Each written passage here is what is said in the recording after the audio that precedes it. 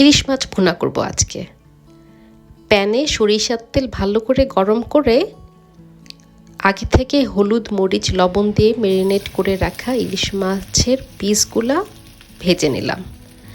আমি হাই হিটে ভালো করে এপিঠ ওপিঠ 2 মিনিটের মতো ভেজে নিলাম।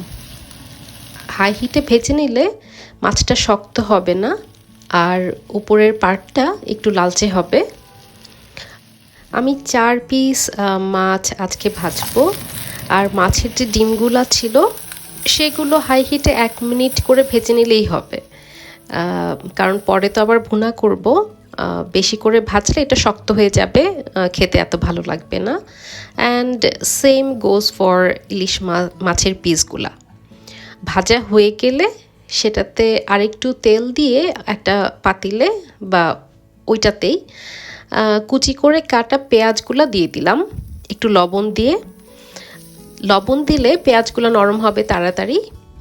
তো ঠিক বেরেস্তা না, একটু বাদামি হয়ে গেলেই সেটাতে আমি অল্প একটু আদা রসুন দিয়ে একটু ভেজে নিলাম। অনেকে আদা রসুন দিতে চায় না, অ্যান্ড দ্যাটস ফাইন টু। একটু ভাজা ভাজা হয়ে গেলে সেটাতে আগে হলুদ গুঁড়া, মরিচ গুঁড়া, জিরা গুঁড়া আর একটু ধনে গুঁড়া দিয়ে আমি একটু পাপরিকাও দিছি, দিয়ে হালকা পানি দিয়ে আমি ভালো করে কষাই নিলাম মাছটা। আর কষানোটা আমি অল্প একটু পানি দিয়ে বারবার করে কষাতে পছন্দ করি। কষাতে যে আমি বুঝলাম যে আসলে মশলাটা একটু কম হয়েছে, দেয়ারফর আমি আরেকটু হালকা করে মশলা দিয়ে নিছি। একটু পানি দিয়ে আবার সেটাকে কষালাম।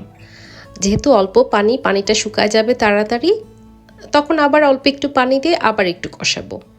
এরকম 2-3 বার করার পরে আমি ইলিশ মাছের পিসগুলো দিয়ে দিলাম এটাতে। তারপরে আবার একটু পানি দিলাম যাতে মশলার সাথে মাছটা ভালো করে মিশতে পারে। হালকা একটু নাড়াচাড়া করলাম। এই পর্যায়ে জালটা আসলে মিডিয়াম হিটে থাকবে।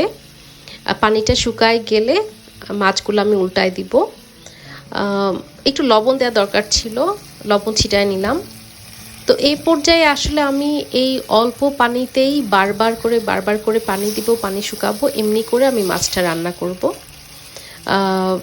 ইলিশ মাছ তো সিদ্ধ হতে বেশি সময় লাগে না, তো আমার মনে হয় না এটাতে খুব বেশি সময় লাগবে।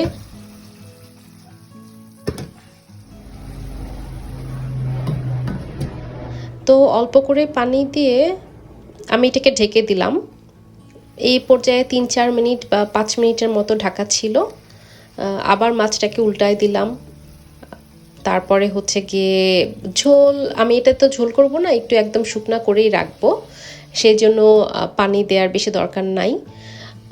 উল্টায় দেওয়ার পরে আমি আরও 1-2 মিনিটের মতো রেখে এটাতে ধনেপাতা ছিটাই দিয়েছি। আমি চেক করে দেখছি যে তেল লবণ ঝাল সব ঠিক আছে। So it's time to serve and enjoy. জানাবা তোমাদের ইলিশ মাছ ভুনাটা কেমন হয়েছে। ঠিক আছে, ভালো থেকো সবাই।